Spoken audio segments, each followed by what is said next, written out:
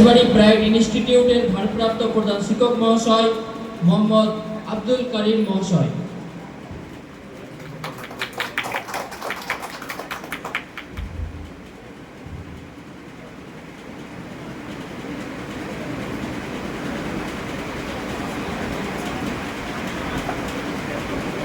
আসসালামু আলাইকুম। মাইক হাতে আজকে প্রথম এটা ছিল না, ভারতের টাকা লাগিয়ে এটাতে বলবে, সেটা বললাম দেখা যাবে, সব তো নিজেরই লোক আছে। সকালে তো মোটামুটি একটা পরিচয় হয়ে গেছে। মূল বিষয়বস্তু আমার যেটা, ছাত্র শিক্ষক সম্পর্কটা কীরকম হওয়া উচিত। ছাত্র শিক্ষক সম্পর্কের বিষয়ের দিকে যাওয়ার আগে আমরা যারা গয়েশবাড়ি স্কুলের স্টাফ আছি, গয়েশবাড়ি স্কুল থেকে বেরোনোর সময় মেন গেটে একটা ব্যানার লাগানো আছে। কি লাগানো আছে, কি লেখা আছে ওটা আমি পড়ছি। শিক্ষক শিক্ষিকাদের শ্রদ্ধা করুন, কারণ তারা কেবল বিদ্যালয়ে নিয়োজিত ব্যক্তি নন, তারা আপনার শিশুর দ্বিতীয় পিতামাতা। অর্থাৎ আমরা প্রত্যেকটা ছাত্র বা ছাত্রীর দ্বিতীয় পিতামাতা। তাহলে পিতা মাতার সঙ্গে তার সন্তানের সম্পর্কটা কেমন হওয়া উচিত সেটা আমরা ভাষার মাধ্যমে বুঝতে পারছি। তারপরেও ছাত্র শিক্ষক সম্পর্ক হওয়া উচিত শ্রদ্ধা, বিশ্বাস, সম্মান, সহযোগিতা আর ভালোবাসার মিশ্রণ। এবার ছাত্র শিক্ষক সম্পর্কে বিভিন্ন দিক রয়েছে, তবে যেহেতু সময় সাপেক্ষ ব্যাপার আমি সংক্ষিপ্ত কিছু দিক তুলে ধরছি। 1 নম্বর, শ্রদ্ধা আর সম্মান।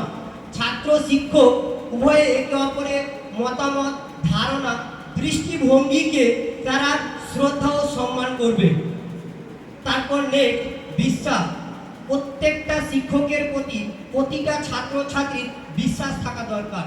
অপরদিকে প্রত্যেকটা ছাত্র ছাত্রী যেন প্রত্যেকটা শিক্ষককে বিশ্বাস রাখতে পারে, সেই আস্থাটুকু প্রত্যেকটা শিক্ষকের মধ্যে গড়ে তুলতে হবে। নেক্সট আমি আসছি কোঅপারেশন, সহযোগিতা। ছাত্র শিক্ষক উভয় একে অপরের সাথে সহযোগিতা করবে এবং শেখার প্রক্রিয়াটাকে আরো উজ্জ্বল করে তুলবে।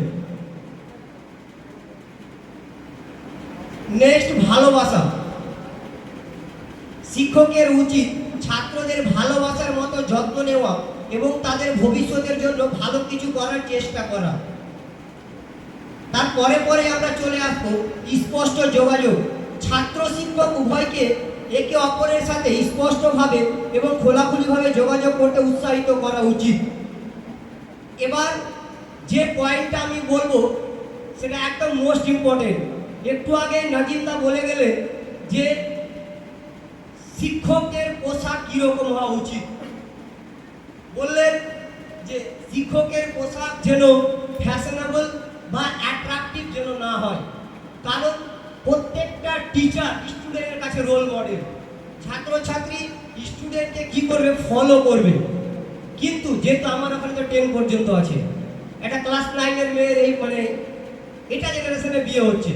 এবার একটা টিচার দেখা গেল এমন একটা টি শার্ট পরে স্কুলে এসছে, চুলের ডিজাইনটা এমন আছে রোনাল্ডোর মতো, বিরাট কোহলির মতো, তাহলে ক্লাস 9 বা 10-এর মেয়েরা তো অটোমেটিক অ্যাট্রাকটিভ হবে।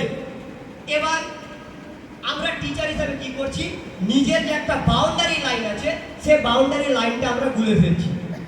এবার মনের মধ্যে একটা লাড্ডু ফুটছে।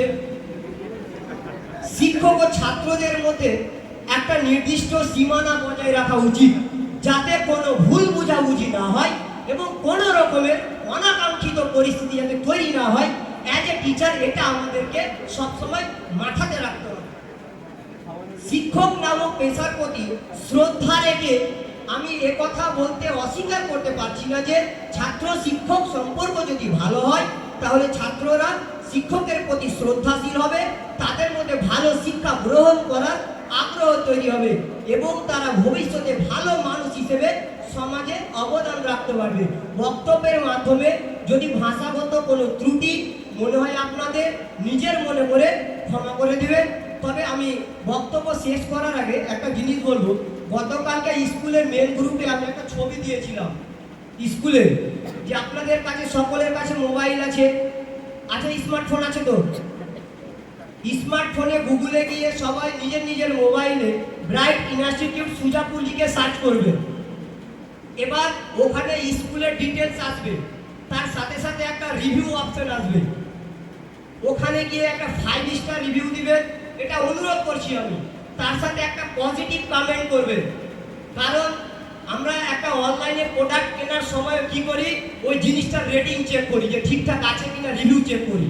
তো একটা স্কুলের রেটিং অনেকটাই ডিপেন্ড করে ওই স্কুলের ডিসিপ্লিন, আরো অনেক কিছু আছে।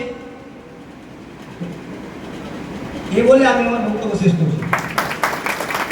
অসংখ্য ধন্যবাদ স্যারের প্রতি। তবে মনেই হলো না যে প্রথম বক্তব্য দিচ্ছেন মাইকে। এবারে